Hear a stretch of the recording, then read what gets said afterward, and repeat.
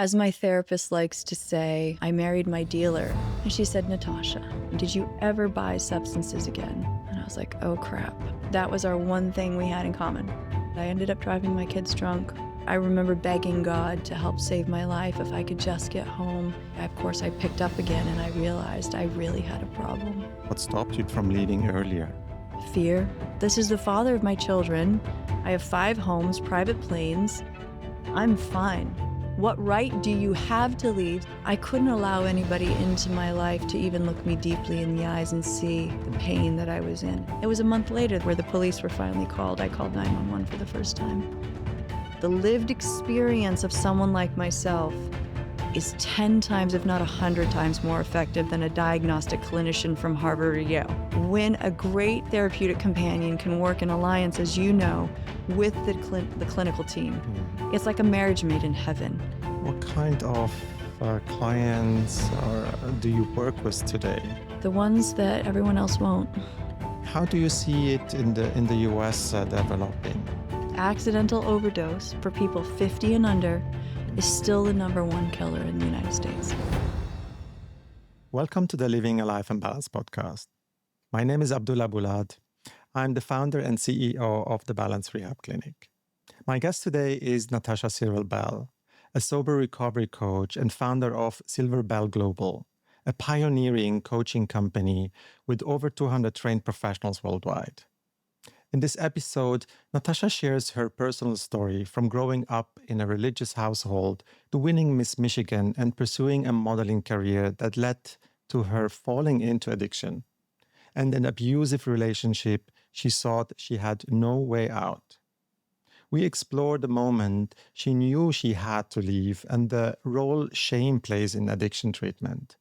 Natasha explains how her coaching blends nervous system regulation, lived experience, and even insights from Navy SEALs, and why she believes the mental health industry still has a long way to go, as overdose is still the #1 killer in America today. I hope you will enjoy. Natasha, what motivated you to do what you do today? I wish I had a succinct answer for that. you Ooh. know. It really was divine intervention. Mhm. Not only do I have a personal journey in recovery, but I think many people do and don't end up doing this, because this is not for the faint of heart. It does tire you at times. But I think when you see somebody rise from the ashes like you did, it makes it all worth it. Mhm. And it was by default. It just happened because I just really cared about helping another mom stay sober. What happened then to you so you felt the need to jump in and help others? I was in a phase, in a season about 17 years ago where I knew I needed to leave the father of my children.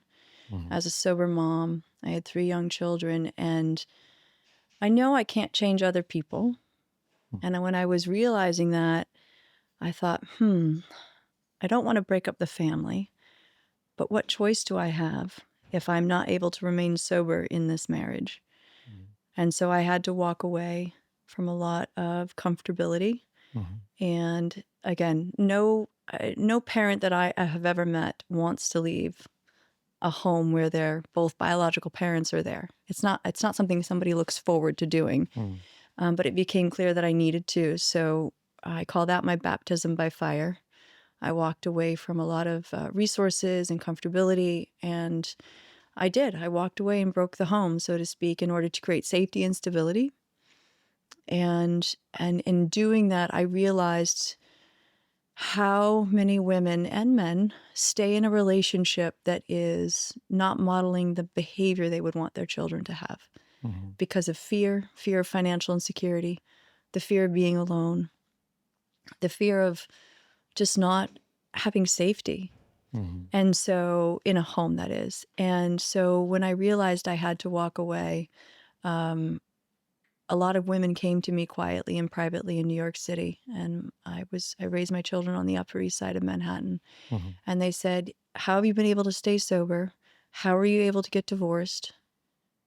Please, Mhm. I don't know how to help myself. And so that's organically, without being a business. Mhm. I started mentoring women to find their truth Mhm. in order to create safety and stability for their family, whether they stayed married or they chose to leave. Obviously, you had to go through your own struggle first to understand what it needs and what it takes to overcome it, and how to be there for others. Hmm. So what was the addiction side you were into during that time of your marriage? At that time, Mm. when I put down substances 17 years ago consistently, because I've been in the recovery journey for 22 years, Mhm.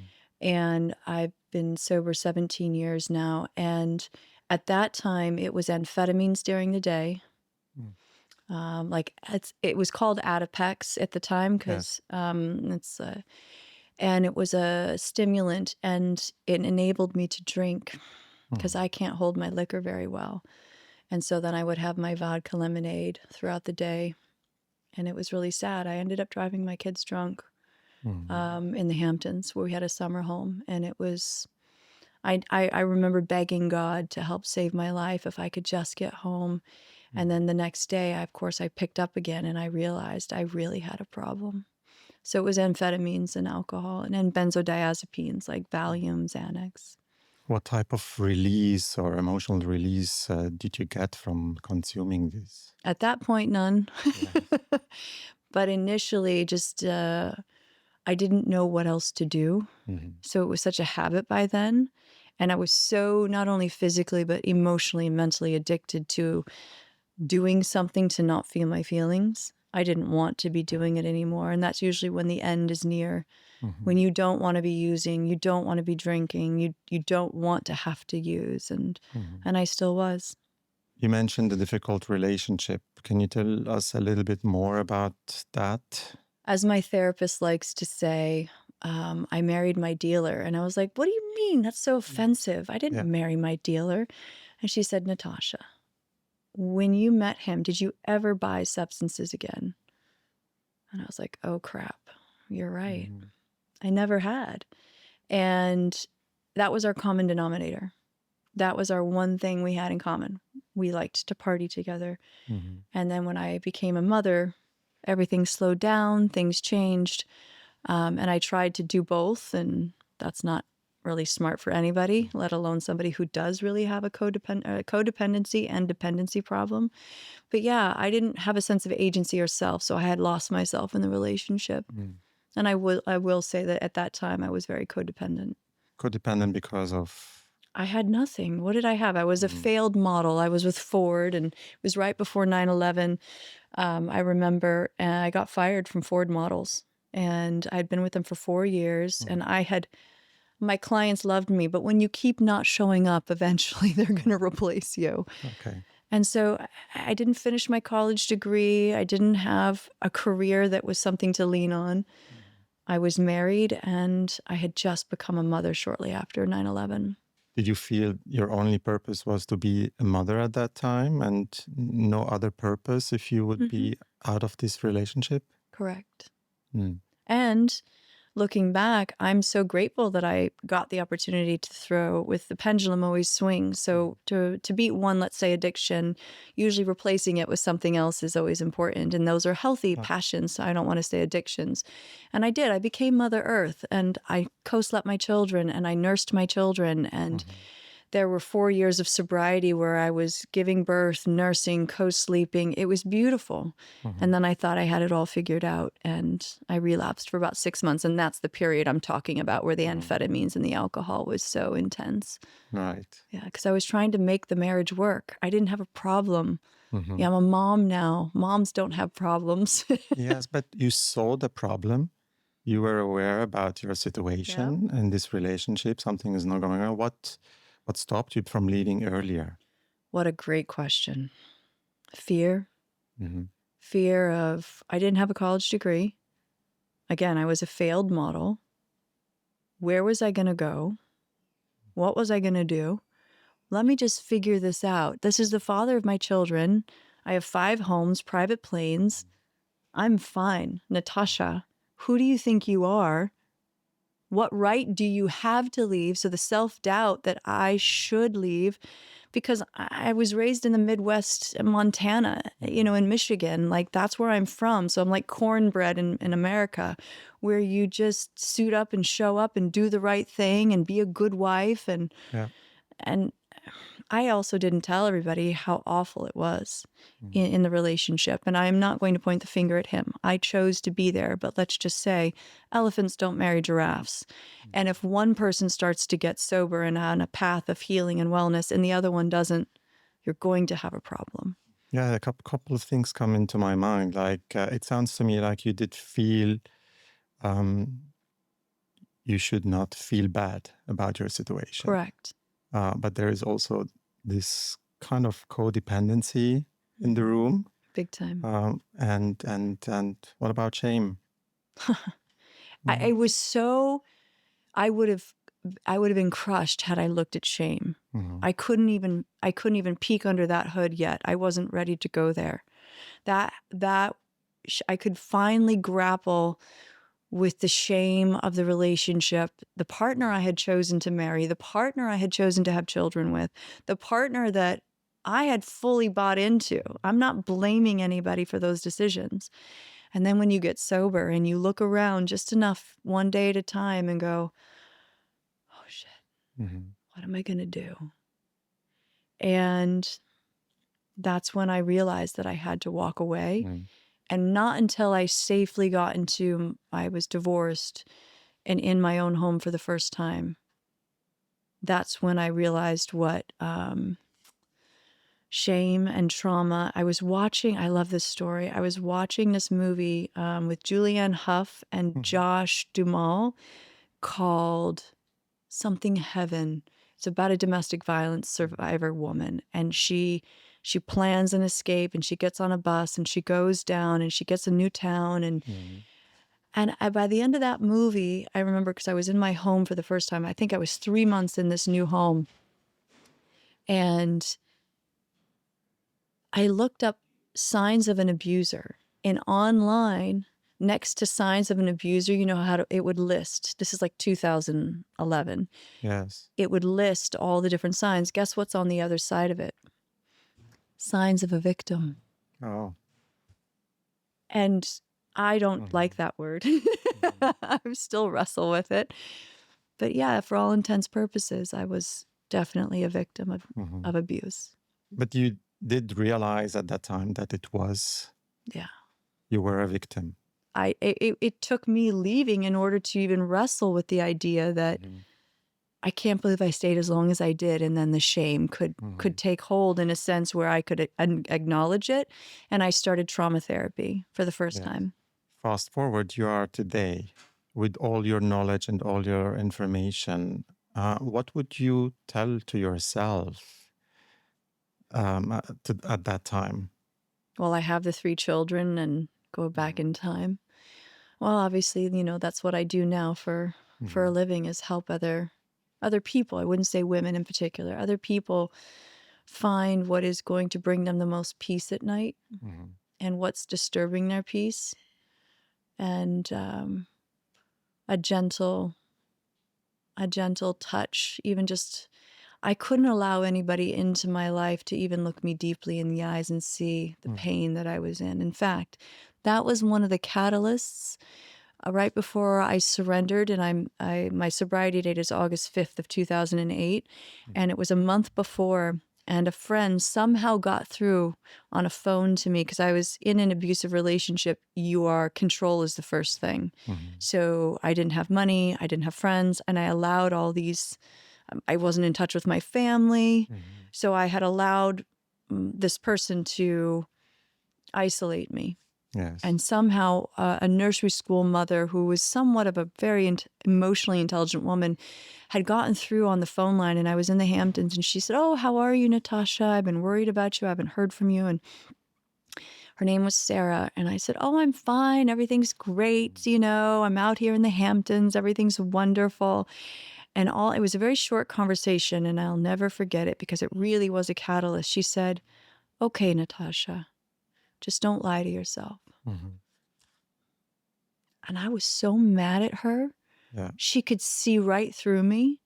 And I was so angry that she told me the truth, really. And that's what you need. Mm-hmm. You need good people around you that tell you the truth in a very gentle way. It was a phone call. It wasn't even FaceTime back then.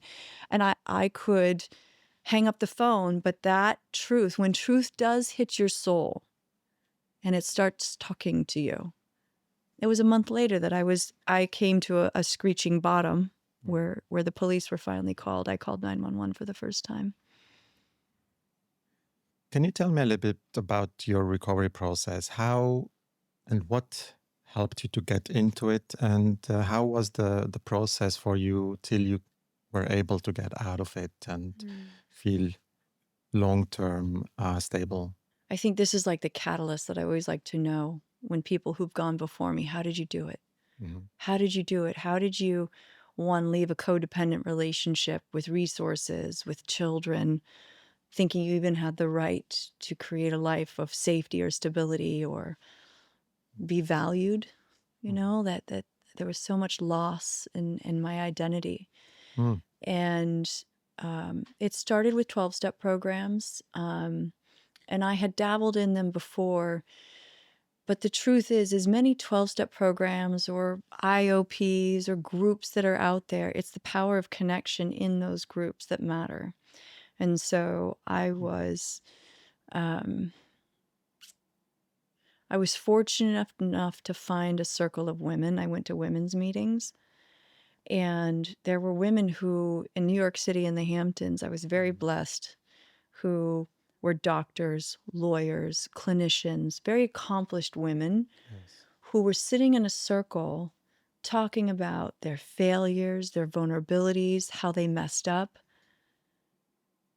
And, you know, one of the traditions is that you don't talk about what you do in those circles. Like your Mm-hmm. professional life is your professional life. But the way people present, you kind of can infer that they are doing okay in life, or there's a sense of confidence, or the way they dress, or the way they carry themselves, the way they speak. And I was crying every day. I wouldn't even call myself quote unquote a human, because there was no substance inside of me. There was just emptiness. And I remember listening to these women who were gentle, they were kind, they were loving.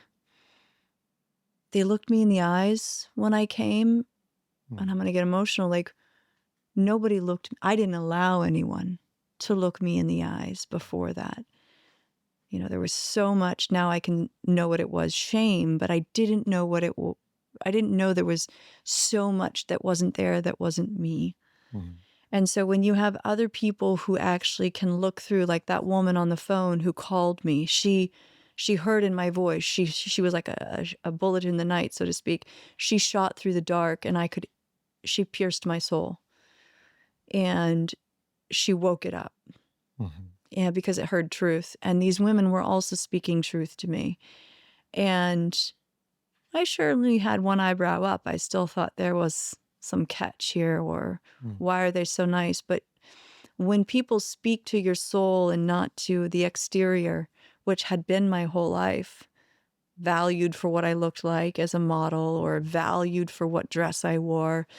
And I loved that. I still like to look nice. There's nothing wrong with looking nice. But I think there's a different resonance that happens, a connection that happens when somebody like you and I are sitting here and you're caring about what I have to say with no motive, just want to hear the story. Yes. And there's a comfortability there. I mean, you've been modeling. You mentioned that you've become Miss Michigan. uh, but if you are in this world of how you look, how others perceive you, you get these compliments.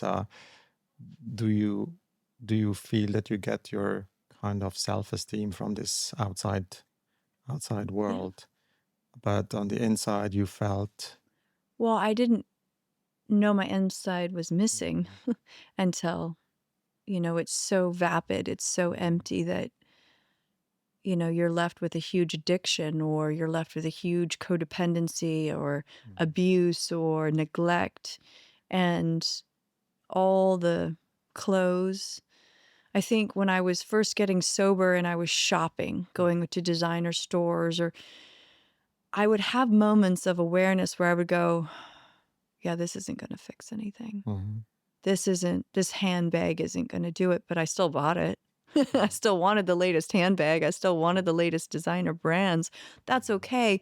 Like, I do it now because I'm choosing it. It's not choosing me. Mhm. It's kind of like I wear the dress, it doesn't wear me. Yes. There's a difference in how I get to experience my body, my style, um, versus needing it. I want it. What did it give you at that time, going buying the latest handbag? I felt relief. There wasn't, it is an addiction, the shopping. Mhm.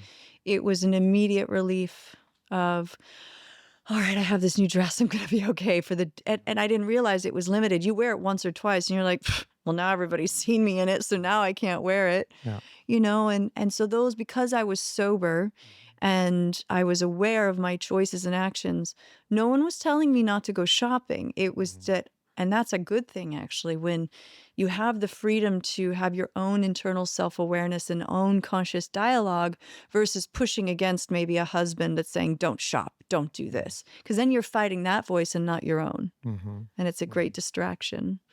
Ah, interesting. So I kind of also a shopping addiction, which always fulfills the inner world and the emotions Do or you the have an void. experience with a little shopping addiction? Well, I mean, certainly, I had some time in my life where when I went shopping a lot, Uh-huh. but then I had for years the same clothes and I never wore them. I do. I have the and tag still on in some of them. Yeah. and this was like yeah, after a couple of times, I realized, okay, I I lost my appetite to go for shopping Same. unless I really need something. Mm-hmm. Uh, Mm-hmm. but I do it from a different motivation. But if can we get back to this moment in the Hamptons where you were meeting this successful women, Mm-hmm. as you mentioned? Because what I read from what you're saying is kind of, were you looking up to them in a way? How could they have this problem or the same problem? And Hmm. did it help you to find your self-esteem while seeing others also suffering? I wouldn't say that I couldn't believe they didn't have a problem because Mhm. I believed them. I Mhm. believed their stories were so horrible that no one would make this up. Mhm. So there was a lot of truth in what they were saying. And I don't know really what it was over time because it took about a year for me to really get my feet underneath me Mhm. in this process and start trauma therapy. And um,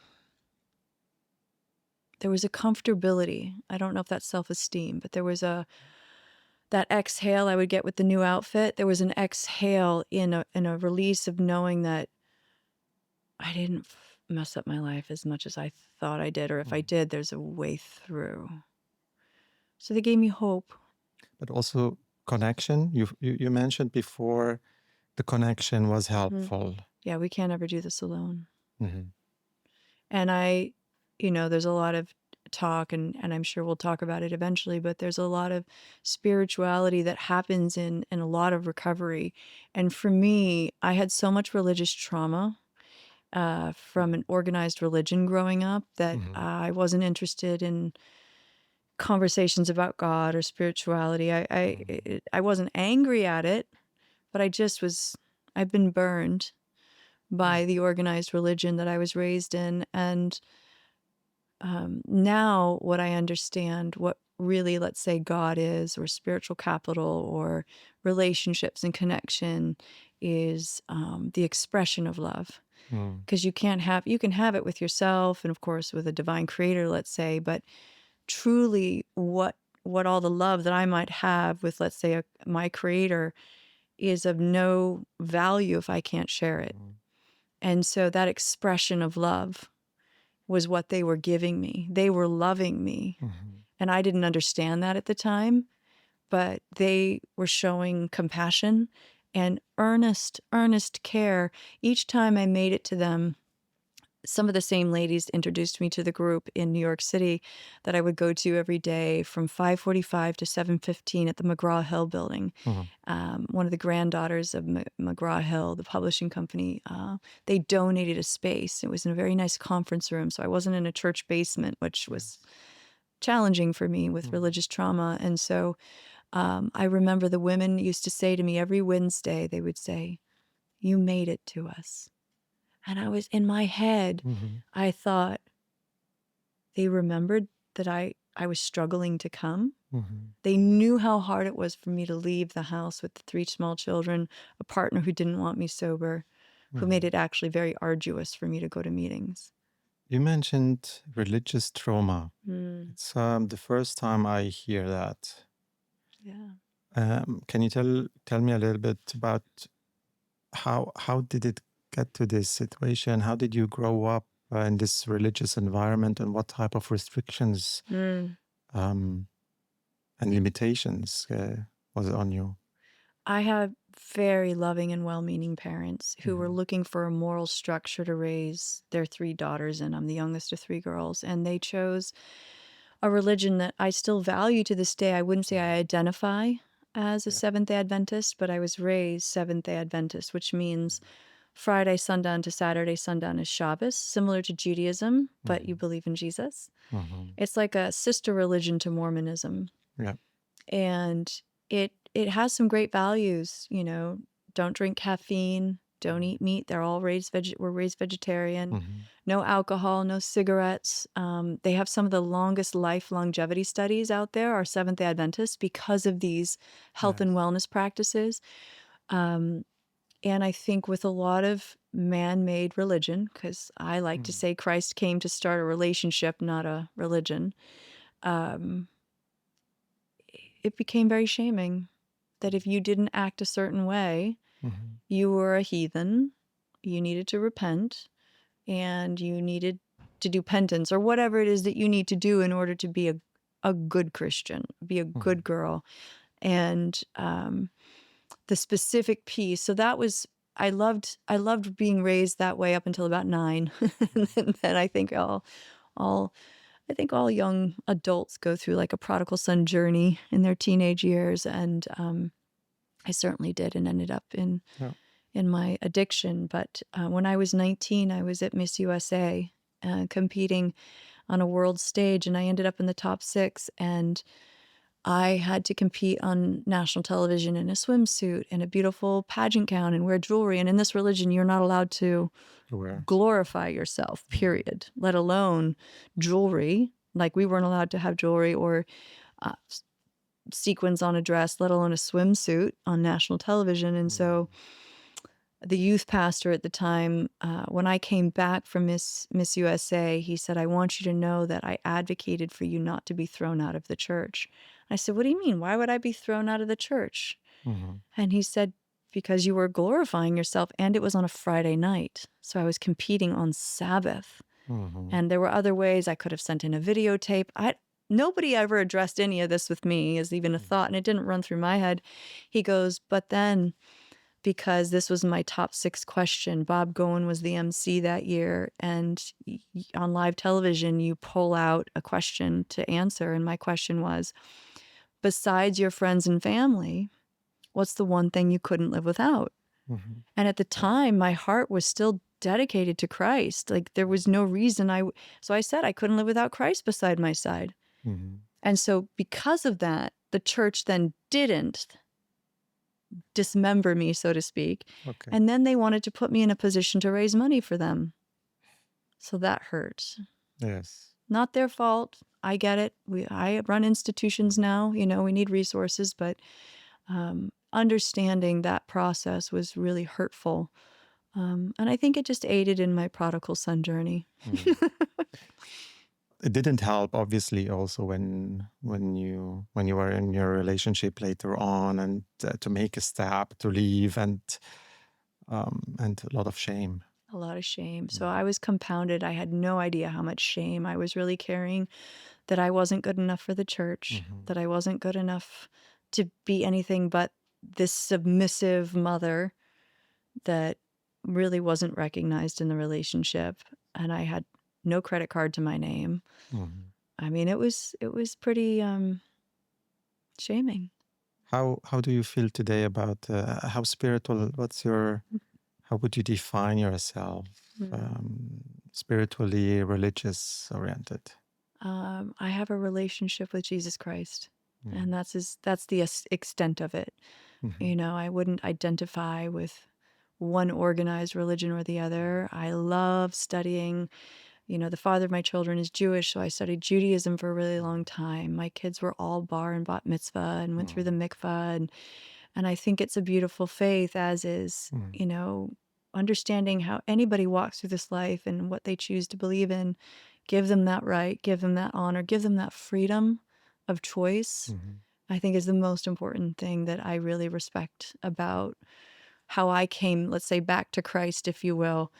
And it was after I got divorced and had my safe space and I did my trauma work that, um, uh, let's say, it's like a secret love affair I have with Christ. You Mhm. know, he just started talking to me. But also what's beautiful, I believe, is that you believe in Christ beyond what human has created, or Yes. beyond the human-made religious Yeah. religions we talk about today. Shame. Mm. What is your definition of shame today? It's like a prison. There's no way out. It's like a prisoner of your own mind. Mhm. You're helpless, frozen.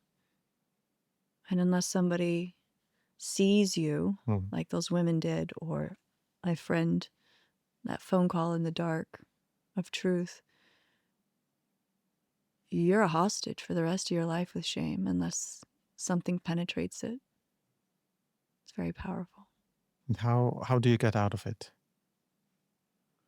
Through surrounding yourself with people who see you. If you but see, here I had all the resources in the world from the outside, drivers, maids, Mhm. butlers, homes, excess. Where am I going? What am I doing? What shame should I even have the right to have? Mhm. You see, I was so in it that there's no way I could have seen through it unless that phone call came in, but also the right timing. And I do believe that was divine intervention. And that's kind of how God works. It's not all, hey, let's go to church and sing kumbaya. Yeah. That wouldn't have landed for me. I would have done it because I'm a good girl, right? Mhm. But it wouldn't have been effective. You know, and the truth hurts. Do you see any connection between shame and self-esteem? You mean the lack of it? Yeah. Yeah, probably. I mean, if I grew up being raised in a way where I have a healthy self-esteem, also growing up, I value my inner self and my personality, who I am, instead of just Mm, what I need to be, what I mm. supposed to show to the outside world. Um, why? I'm just thinking, why should I then feel shame about who I am and what I do? Yeah, it's such a conundrum because we were given talents and hobbies and passions that would bring self-esteem, let's Mhm. say. We had loving parents. But when you have an environment where you need to perform in order to be accepted, Mhm. I think it's a big contradiction. So, what is more valuable? And because we do value what other people think, Mhm. I did value what my friends or family thought, or the environment of the religion. Mhm. I did feel myself conforming to what they wanted, while all along not asking myself, Mhm. because what does a little girl know? Yes. Where are you going to get your reflection from? And so, yeah, it as much as parents, as I know as a mother now, is so valuable and important to be that anchor for your children. They are going to go on and develop their own ideas, regardless of what you do. Absolutely. Yeah.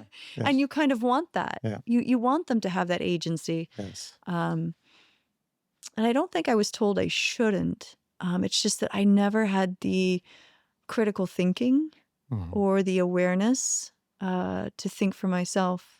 I don't say that we have not to value any other opinions, but I would say if there is the right balance between valuing oneself and valuing other opinions, this this eases the shame of being afraid to speak up, or the imposter in general. That's right. Obviously, today you go out, you do speeches, you present yourself, and all comes with self confidence and with the knowledge, with the experience as well. When you look back, your recovery process certainly was not a one-way street. Um, how long did it take you, the ups and downs, and what happened, and what happened then to go down again, the relapse, and what happened then later in that stage to get out of it again? I think the illusion when you have a dependency on a substance, let's say, is that, or you have a codependency, that if that person would just treat me better, my mother, my sister, my brother, for me it was the father of my children, if he would just treat me better, be nice to me, I wouldn't have to drink and use so much. And I really believed that. And then when I realized, regardless of how he treats me, I have to put the drugs and the alcohol down. And I did that for 3 or 4 years, right? And then I had my 6-month relapse. Towards the beginning of my relapse, the end of my first phase of sobriety, I really thought I had it figured out. There's this elusive phrase you'll hear with people who aren't surrendered to a consistent solution yet. And that's a big statement to make. But nonetheless, I got it this time. I've got it.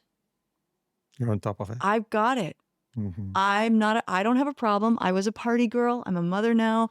Everything's going to be fine. I can just drink safely. And that's the illusion, is that one day I'll be able to drink and use safely. Yeah. And I really thought I could. And so, dun, dun, dun, dun, dun, there I went off on my journey that I truly did need, unfortunately. Because now the kind of recovery I have today and then surrendered to, if we will, and I like the word surrender as definition, I don't remember who said it, is to move to the winning side. So for me, I'm not giving something up. I'm choosing to win. And I like that. And trust there is a better side. Well, I certainly know what doesn't work at that point, and I'd done the market research, shall we say, to know what didn't work. It took you how many years? To finally surrender? Yes. I think there's a phase in when you're beginning to think about recovery called pre-contemplation, right? And so in my private thoughts, when I started thinking that I was going to stop just the drugs, that conversation started at age 23. I finally surrendered at age 32. Okay. There's a process. Yes. And this led you later to create something beautiful, helping others. Tell us a bit more. How was the coaching? So how it began is a fun story. So I was newly divorced, right? I'd taken a year to really heal. I did a lot of acupuncture. I think acupuncture is something. In New York City, I went every week for about 3 months. And I did trauma therapy. I went to a lot of meetings. I started working with others. And I became like the mother I always wanted to be, because I didn't have the toxicity of the relationship in the home. So I always had a candle and incense. You know, this is in my first home, my first safe house, so to speak, where I watched that movie, Something Heaven. I'm going to remember what it is. Anyways, and I started to accept that I had been in something really awful, right? And so in that year, I was in the rooms a lot. And as I mentioned, there's lawyers, doctors, judges. And I was sponsoring a lot of women. And after meetings, these professionals would pull me aside and say, Natasha, you're really good at working with others. You need to do this professionally. And I was like, no. What are you talking about? do this professionally. This is a free program. They're like, yeah, this is. Yeah. But there's a whole world out there of the recovery industry, which was, I had no idea about because I actually didn't go to treatment. I went to the rooms. And so I said, well, I didn't finish my undergrad. I'd have to go back to university. And they said, well, you can do that. But I had 3 small children, newly divorced, didn't have time to work or really do school. Although I did go back and get into a continuing education program at NYU. I'm very proud of that, but I haven't finished. Congratulations. But they said, go get certified as a coach. And I was like, do you mean like for losers? Because that's what losers do. They become coaches. And I was so judgmental of the industry, not understanding like coaching industry, recovery coaching, therapeutic companion, counselor, advisor, whatever you want to call it. The lived experience of someone like myself is 10 times, if not 100 times more effective than a diagnostic clinician from Harvard or Yale. And I've witnessed that now. I can say that with confidence. And it's not one or the other. It's a both and moment. When a great therapeutic companion can work in alliance, as you know, with the clinical team, it's like a marriage made in heaven. And it's an effective model now that runs in our company. So this one particular psychologist, he said, go do this program. So it was back then, I phoned in every day and a conference code and acknowledged my attendance. It was a 2-year program called the Ben Dean Mentor Coach Program through ICF. And it was very laborsome, very intensive. I really understood techniques of working with someone in the coaching arena. And then in addition to that, I had friends who said, there's this new program in New York State called Recovery Coaching. Go take the courses. And I did all those courses and was in their pilot program and got certified. And it taught me some things. It was something to think about different pathways. But I think that there's this it factor, when you really understand how to be of service and help others, you either have it, all the window dressing and degrees, they're nice. Maybe they shine here and polish there, but there's just something someone has to be of service and help others and know how to do that, which I now can accept and know that that's a talent of mine. Yeah. And so my first client was a mother of 2 coming out of treatment, and a lawyer friend of mine, a matrimonial attorney, said, I need help keeping her sober. I'm going to give you your shot. And so I went over and would meet her a couple of times a week. Now, my kids were in school, so I didn't have a lot of time. Right. But I gave her a couple hours 3 or 4 times a week, and I'm 6 weeks into this. The lawyer said, oh, you need to go in and meet with the forensic psychologist that's been overseeing your work with the patient. I'm like, hello, help a sister out. I had no idea that I was being supervised by a forensic psychologist. Talk about imposter syndrome. And he's like, you're doing fine. Just go in and sit down and tell him what you're doing. And so I did. And I walk into the room and he's sitting in his chair like us. He won't look up. He has his pad, his paper. He just have a seat. I'm like, oh, shit. And so I sit down and he's like, what are you doing with my patient? Still won't look at me. I'm like, okay, here's what I'm doing. We're going grocery shopping together. I'm teaching her how to walk down aisles where we won't get activated to go down the alcohol aisle.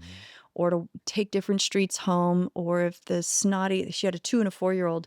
So if the snotty nose kid was crying and having a temper tantrum and the zipper is stuck, how do you not become activated as a mother because you don't know how to calm your newly sober mom? So there's a lot of shame there. You don't know how to parent and you don't feel like you deserve to be a mom. And so I would just model to her. I didn't even talk to her. I just modeled. I'm like, let's do this together. Here, watch me. And I would it wasn't even like I would say those words. I didn't have to. And then we would do chores together and I would just get the kids busy doing chores, sticker charts, play board games, read stories, fold the laundry, just be present. So it was actually what we do today. And I'll finish in a minute what the psychologist said to me is we do polyvagal informed co-regulation. And that's exactly what I was doing without realizing it. And then, he put his pen down and he finally looked up at me and he goes, because it's working. Yes. And it was like this adrenaline relief rush of validation. He said, I asked the patient, you've been getting better. And he had been working with her for many years and with no real long-term success, consistently out of treatment. And she said, the one thing that's made all the difference is you. She showed me how to be a mom. We all need support. We need guidance. And so looking back at how this company was built literally through just being of service, yes, it was a professional hat I was wearing at that time. But he started referring me case after case after case. Yeah. It's a nice story. Thank you for sharing that. It's, okay, you mentioned the polyvagal theory and which is based on the nervous system and being together. Was it also just being a companion, being someone there so they are not just by themselves? Well, exactly. And so I like to get to the micro of that, Please. like to go deeper. So what is it about being with somebody that's so calming? Because we're very healed people, I'd like to say. And so we're very calm and gentle with each other. But what if you're very activated? I'm not going to enjoy being around you so much, right? So when you assign a therapeutic companion, understanding the science of what's actually going on in that relationship, why is it so effective? Because there are companions out there not so good. I wouldn't hire them to save my life.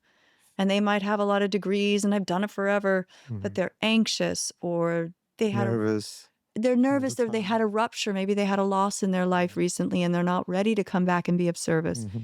And so we really invest in our staffing and making sure they have a mentor, they have their therapeutic supports. And we do care more about our teams than we do our clients. Sorry, because if our teams aren't solid and sound and healthy and stable, supervised, the client's not getting anything. Yes.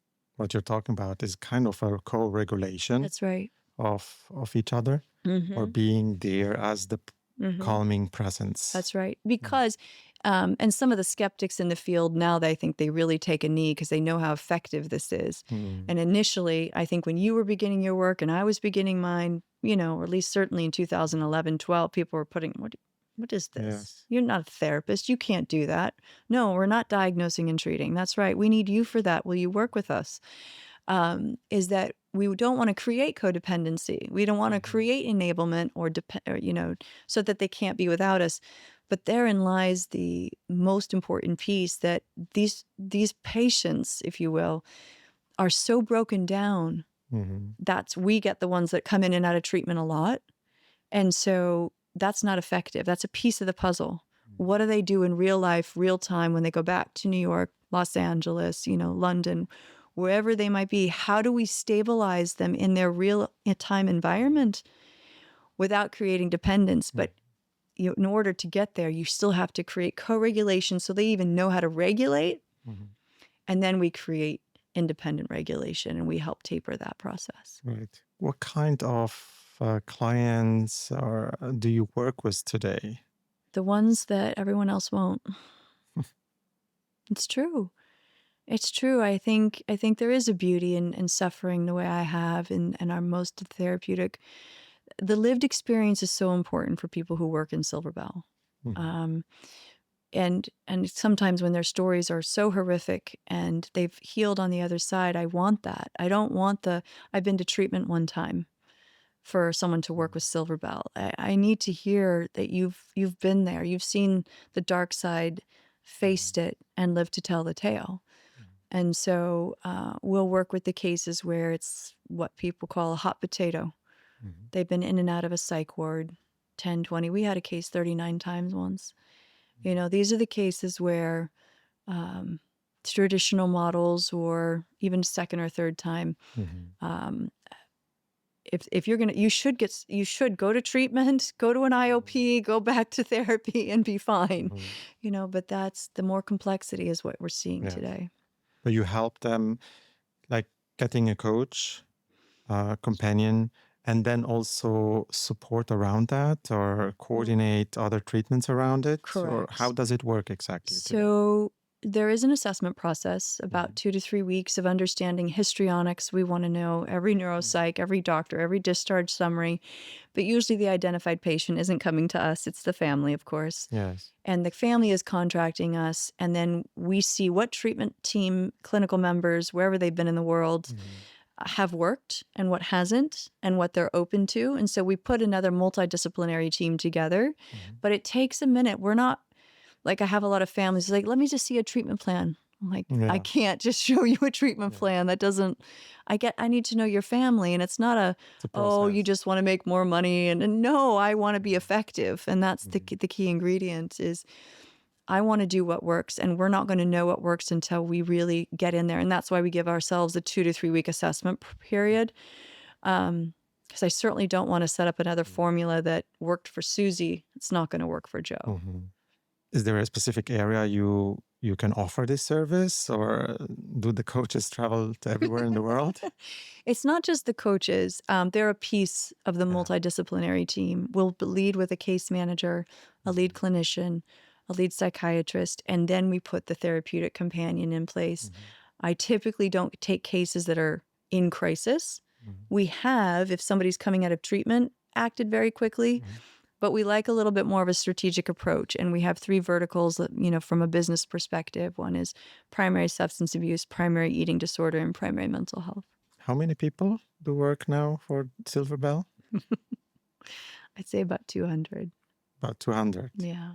And how do you make sure that everyone is trained the same way, which obviously you did naturally in the beginning, but Mhm. then now Mhm. everyone should do this co-regulation, polyvagal, Yeah. nervous system understanding and practicing it? It is very important.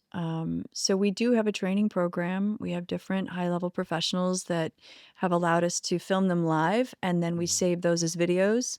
And when people get onboarded and they pass all of our interview process, Mhm. they have to go in and do these trainings. Yeah. Is there a specific coach which fits to a certain person, or is it one size fits all? No, please don't say that. It is a chemistry match, and that's our COO now, Dr. Taryn Harmelio. She is just brilliant. She's been with us a Mm. year and a half. She has taken over all of our intakes and onboardings and case conceptualization, and so we will case concept together because I know the roster just as well as she does. Mhm. But there's a sense you have of disposition of one person Mhm. for the affect of the client.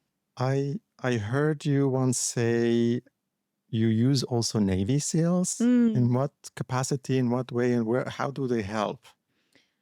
Oh, what a great question. It was quite some time ago. We were faced with a Division I athlete that was going to an Ivy League or a top 10 school for their being, recruited. And they were in such a state with intoxication that they almost went to jail for a year. Mm. And the referring psychiatrist came to me and said, the DA had spoken to him and said, I believe in you, this lead Mhm. psychiatrist. If you would come up with a program, an intensive summer program for this young man, because it's his first offense, and Mhm. I think we can, I think we can avail jail time, and he won't lose his scholarship and his Mhm. opportunity to play his sport at this university. And the psychiatrist turned to me and said, I know you, you're from Montana, you know Mhm. cowboys, can you come up with a good Montana program? And I thought Mhm. to myself, I heard about the case and we went over what would be the most effective. I was like, this client is not going to respond well to a cowboy. This is Mhm. not the right fit. So I started thinking, and I had some friends who were like, what about those Navy SEALs that you know? And it was like magic. And I went to them and I said, here's the situation. And they had done outward bound programs, they had done wilderness programs, Mhm. but never one on one. And I said, what would be the perfect program for 6, 8 weeks Mhm. for this young man to understand adversity, overcoming shame, and just really becoming a man? Mhm. And he was 18. And they said, Natasha, with all the Outward Bound programs and wilderness programs we've done, we've always had a hard time with an us against them mentality. Mm-hmm. What we'd love to do is take these young men one-on-one out and into the wilderness. And it's not a punishment, it's an opportunity. They have to interview for this. Yeah. And so that's how Due North Quest, The Journey Makes the Man, was created. And so I allowed these Navy SEALs to curate a program for 6 to 8 weeks. There's phase 1, phase 2. Phase 1 was they had a lot of resources in the Algamy National Forest in Pennsylvania. And they did team building projects. They did fireside camp talks. They did midnight swims. Mm-hmm. What it is when you push a young man to the brink of his limits is that he gets to know where he ends and opportunity begins.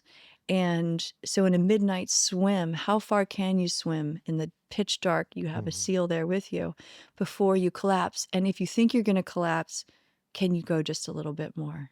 Right. And by all of a sudden, you're on the other side of the lake, and that feeling of self-esteem, confidence, relief, achievement, like I can overcome anything.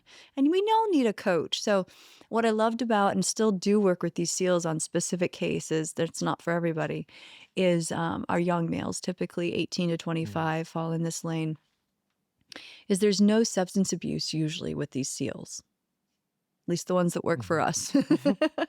And so there's not that label of a person in recovery. It's just you're a young man, and here's the knights of the world, if you will, I would say they're equivalent to these days. And they are, they're so motivating to these young men. Yes. Instead of the shame piece of, oh, I'm an addict or I have a problem with the substance, we'll get there. But as we all know, there's this underlying issue beneath it. Yeah, but it's beautiful. It adds to, let's say, the classical psychotherapy, the holistic side, an element of an experienced therapy, and it adds also the companionship. So it's additional elements for young people to overcome their situations. Yeah. And have respect, and really respect the accomplishments of these young men, are the SEALs that come to be of service. How do you see the market globally developing over the last decades, and first maybe around that, do you know how it's going at the moment? So I'll back into this question and answer it in a way that I think the US, the UK, European markets are a little slower, but they're coming around, whereas the rest of the world is just popping their head out of the ground and looking around, And I think you and I both know the UAE in the last 7 years has really woken up that there's a problem.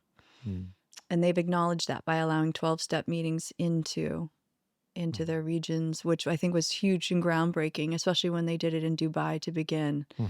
And the recovery community there has really flourished.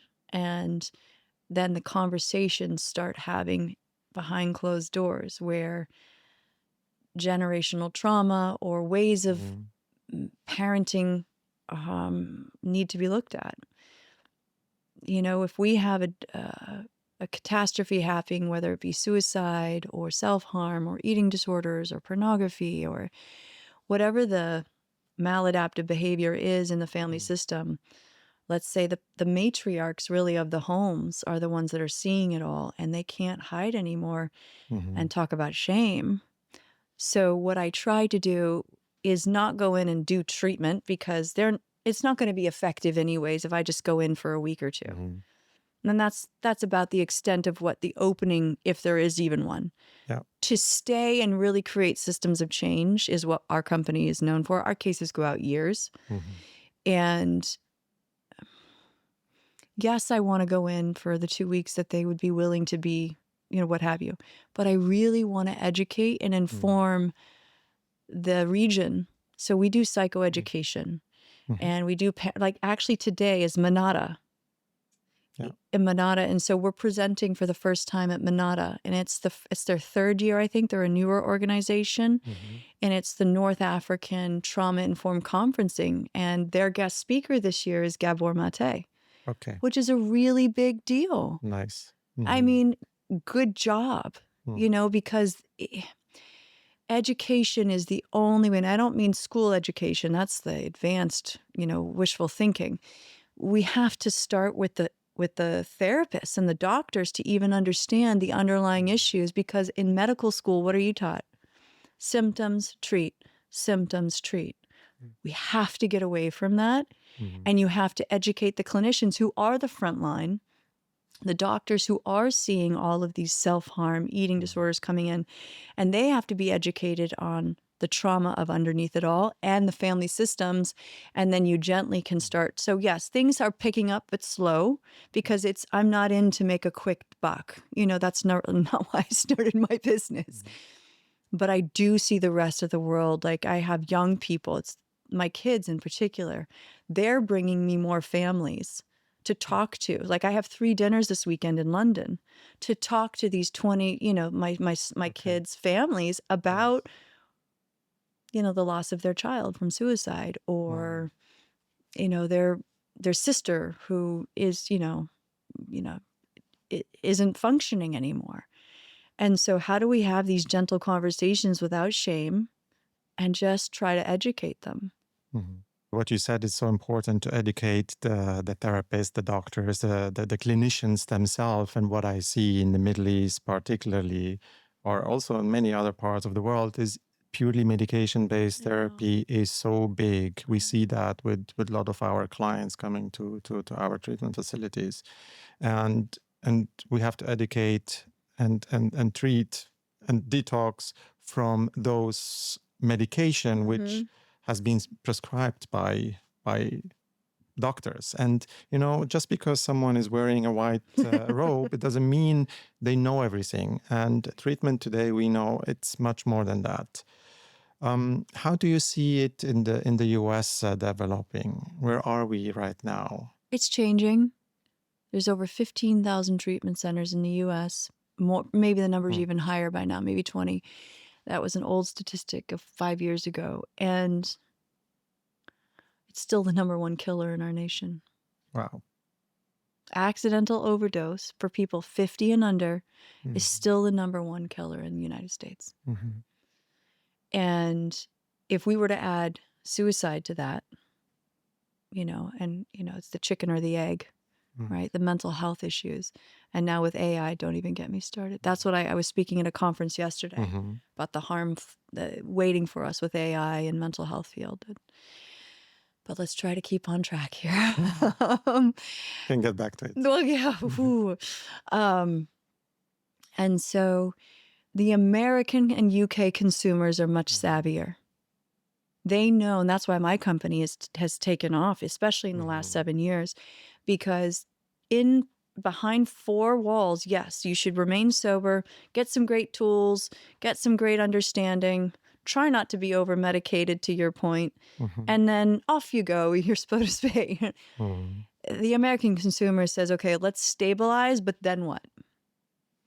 So case management, in-home support is definitely the forefront. I mean, Mhm. it has been and is getting mainstream now. More and more case management companies are coming up, or Mhm. treatment centers are trying to do case management. I know, like the Meadows, Yes. they recently, well, not recently, they sold in 2015, I think, and they do case management now. So As in part of an aftercare support? yeah, part of their Mm. aftercare support, but they will reach out to me because we take the more complex. But if they're successful, great. Mhm.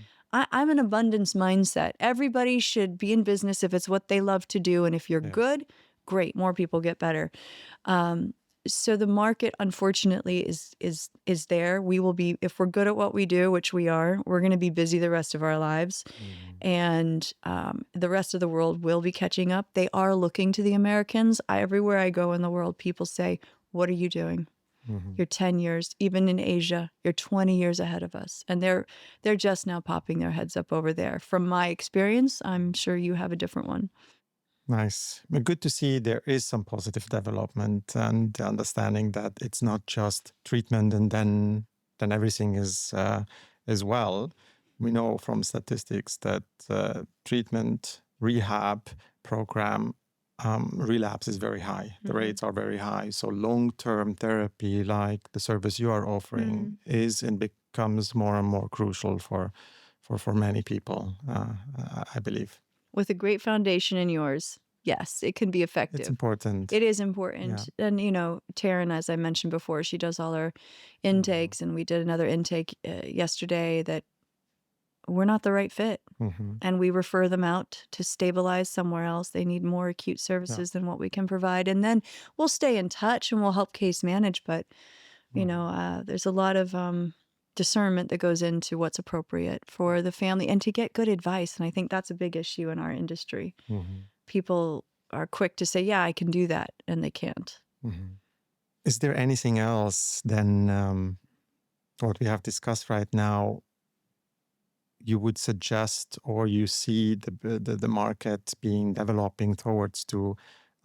What can also help in someone in recovery or getting treatment? I think the most important thing is even if you don't know you have a problem, or a mother or a sister or brother wants to help their loved one, is find a trusted friend that person respects. Like, I'll use myself, for example, my friend Sarah, who called me. Looking back now, I wish I would have stayed on the phone with her. I wish I would have called her back and told her how awful things were. And she could have really aided in my next step, even though she wasn't a clinician, even though she wasn't a professional in the field. I think having a trusted person you feel safe with. So if you're contemplating, you want to tell somebody that you have a problem, or think of that one person who maybe isn't just going to yes you and hold space for you, is probably the best way to take that next step. It's nice to find that person. Yeah. And you can find it in groups, in meetings. You could. Usually there's like an aunt or an uncle.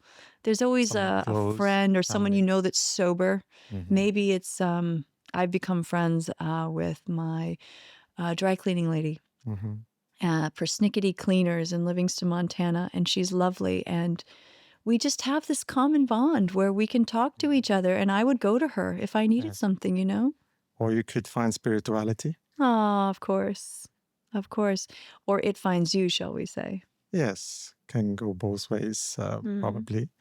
And spirituality, spiritual capital is something close to you, and you like also to talk about. I do. Explain us the term spiritual capital. What does it mean to you, and what's your concept from it? Well, not to sound too much like a therapist, but I have spent a lot of time in there. So spiritual capital, what my experience of it is really underneath when I help people identify in their own life, is their belief system, core values. And if you haven't ever taken a minute to look at your core values, that's one way to go about it, because the word God or spiritual capital or religion can be very shaming and toxic, as it was for me. So I'm very mindful of that. And don't just say, tell me your belief system. No, hold on. Maybe I have no idea what that is. And that's scary. Well, you know what you might value: honesty, showing up on time, being frugal. Those are value systems, or maybe surface ones, because we have to begin somewhere with our clients.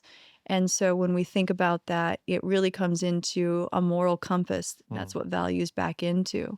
So what is morality to you? And we kind of begin there.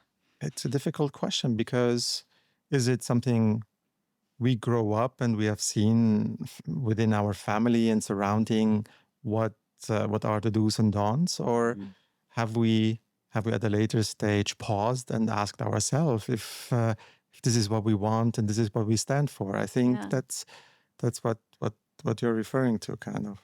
That's right. We get the Yeah. space. We can feel, as Deb Dana talks about in the Polyvagal theory, what we're always looking for in our relationship, whether we're sitting here or my, a business or my children, is cues of safety versus cues of danger. And if I get enough cues of safety, I can Mhm. pause enough to experience a relationship that feels safe, that I feel valued in, I felt seen. And then I can actually maybe take that feeling of safety with me Mhm. and think about it and contemplate on it and actually have a sense, like you're saying, what do I value? Whether it's in a Mhm. relationship with another human being, I valued that conversation with that. Yes. I valued this time. Why did I value it? I felt safe. And so Mhm. those to me are the core beginnings of how we help people identify what do they believe in. Because Mhm. if they don't feel safe enough, like when I recovered and I had my own home and I was doing acupuncture and going to meetings and doing my trauma therapy, I had never felt safe enough to even have my own thoughts come up. Mhm. So I think I start always so elementary in this conversation because it's so important to give yourself the grace to know that maybe you haven't had time to even think about what you Mhm. want. Yeah, sometimes you need to be pushed also to think about it, because if you just live your life and one day Mhm. after another you don't get into rethinking. I had this wake up moment, let's Ah. say spiritual wake up moment, when I was working for an organization just for a small period of time, and this was a time my father passed away. Mm. And then I started questioning: is the surrounding, are the people, is their morality really what I stand for and what I want to surround myself with? And then I left. And Mhm. this was actually the moment where I reflected: what is it I want to do? Mhm. And this is where I started the balance. I remember this Mhm. story. And I wouldn't say you were pushed. Yeah. I would say that life circumstances, right, Hmm. created an awareness where you had to really slow down because grief does that to a Yeah. person and loss, so that what is important to me? Mm-hmm. And that's just unfortunately the cycle of life. So for me, it was abuse and suffering in that way, where when I had a sense where I could slow down enough, what did I want? I Mm-hmm. wanted safety. I wanted peace. You wanted a balanced life. Yes, a balanced life and something meaningful, Mm. and avoid what makes me uncomfortable. Uh, Oh, that's a whole podcast right there. yes. So we schedule another one. Um, I checked your WhatsApp before, and you have a quote on your picture. Yeah. Do you know what? I forget what something about Okay, a man's true wealth. Help me I, finish I it. will read it to you. A word of truth Mm. that hurts for a while is better than a lie that lasts a lifetime. Hmm. Yeah, it's a good one. What does it mean to you today? I was living a lie for so long. And that word of truth came from my friend Sarah. Mm. And that it hurts. It really hurts, but it's so important. Mm. It's so important to speak the truth and also know when to not speak. I don't want to hurt people with the truth too soon. Mhm. And I think that's something we do in our work, is we dance around Mm. creating safety for our clients to hear their own conscience. And I think that's the difference, is that I love, C.S. Lewis really talks about that in his book, Mere Christianity, Mhm. where he even starts in the preface of that book saying, this isn't to convert you. This is just to help you understand his journey from atheist into believer, Mm. and understanding that, what is it about the human being? He talks about when you're on a bus and you see an old lady come on, and you see a young boy sitting, but he doesn't get up for the old lady, and that bothers you. Mhm.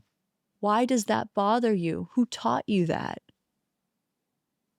No one, Mhm. right? That's the human condition that we're born into, of love and grace and be kind and think of others. And I know there's all these, analogies of, if you're raised by wolves, does that mean you're going to go out and kill? You know what I mean? So on Yes. and so forth. But I think the reality of us being raised by wolves, for us really wanting to harm something else unless we needed to nourish our own body would be zero.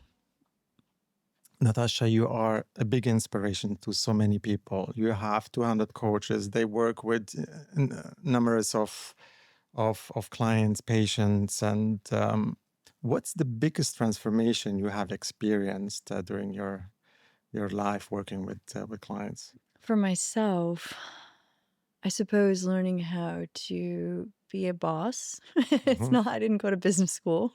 Hmm. um, but balancing that with being a mom has been the dance, Hmm. the true dance. And my children are all in therapy very happily. We Yes. do a lot of mother-daughter therapy, mother-son therapy. But here's the gift, all led by them.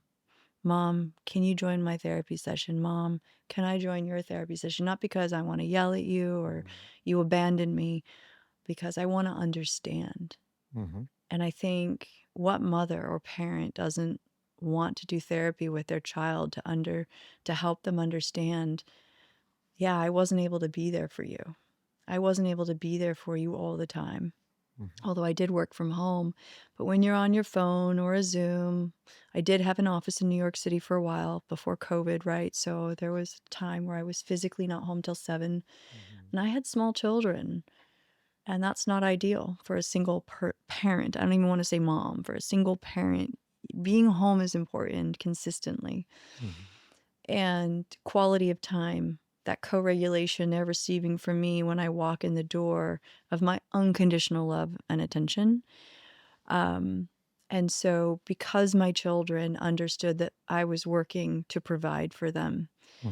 um, they want to understand that struggle for me. And I think, I don't know if that answers your question, but that's certainly what came to mind is how much I danced over the last 13 years about showing up for them, learning how to take control of a company, which it didn't, yes, I know what I want, but I'm also a very kind person until I'm pushed. Yeah. And so how do I get ahead of it so I don't have to be pushed? Yeah. So that it's been a little tricky of a dance. Is is being a mother not also one of the most difficult things in life? If I hear, and I used to correct myself, I'm just a mom, please take that word just out of there. Yes. Being a mother, I think there's a YouTube, we were talking about at dinner last night, a YouTube's where people are interviewing for a job, right? And you don't get holidays off and you work 24/7 and you lose sleep and all the demands of basically motherhood. And at the end, they don't know it's motherhood yet that they're interviewing for. And they're like, okay, great. Sounds really demanding for life. Yes. What's the pay? Hmm. Oh, it's big. Well, it's financially, obviously, it's nothing, but the reward and the return is that you are creating someone's self-esteem, their ability to emotionally regulate their body, to want to be a better person in the world. Yeah, so that's the reward. But I think motherhood is not seen as the valuable and most important job in the entire world, Mhm. above all other. Can you manage your regulate? Are you always regulated when you're around your children? Yes, I am now. I can Mhm. say that very confidently, no matter Yeah. what I don't like everything they say to me. Yeah. My daughter will often tell me how much I got it wrong, but Mhm. she says it in a way now where um, she needs to know that I hear her. Mhm. Mom, you weren't there, and I Yeah. can hold that. Beautiful. Thank you for Hmm. sharing that. When you have a stressful life, you travel between countries, continents. What do you do to stay and balance yourself? Hmm. Well, like you have candles lit here, we were just talking about, I always have incense going. I think regulating my nervous system, there's ways in which I do it. I try to limit my social engagement to people and places that I value. Mhm. I don't just take every meeting. I don't need to anymore. I'll say that very confidently. But Yes. there was a time where I thought I did, and that was very dysregulating, to take every meeting, to take every whatever opportunity was put in front of me. And I think discernment is so important. So I spend a lot of time in solitude in between my meetings. We drove up here, from London, and I put on some music and just was quiet the entire time for 2 hours.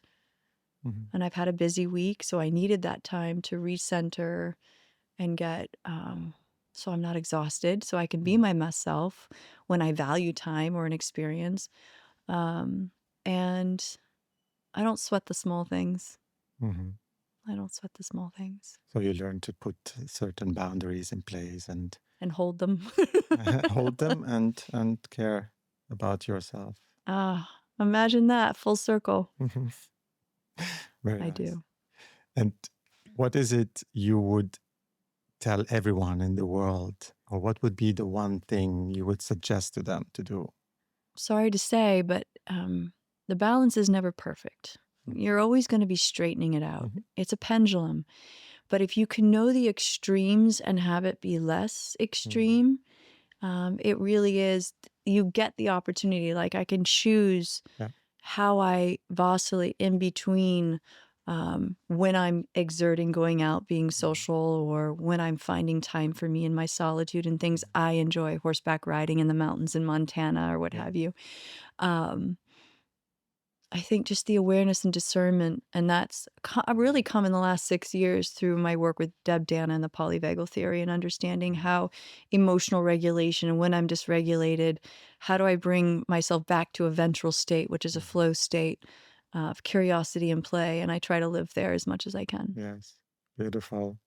But basically, what you're saying is you try to understand yourself. Hmm. That's what you're telling everyone, and understand where is your limit, Mm. and and work with that.